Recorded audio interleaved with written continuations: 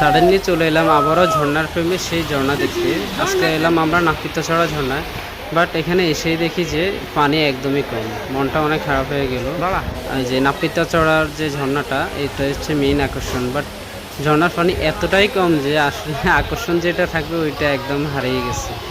মানে এসে যখন দেখি পানি কম তখন মনটা খুবই খারাপ হয়ে যায়। এতটা জিরিপথ, তারপর হচ্ছে যে ট্রেল করে যে এখানে আসা।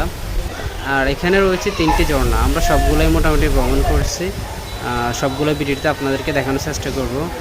নাপিতাছড়া ঝর্ণা পাশে আরও 2টা ঝর্ণা আছে। একটার নাম হচ্ছে কুপিকাটা ঝর্ণা, আর একটার নাম হচ্ছে বাগবিয়ানি ঝর্ণা।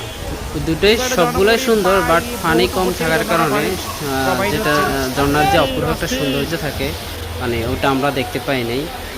তবুও সময়টা খুবই ভালো আনন্দে পার করছি, অনেক ভালোই লাগছে সময়টা।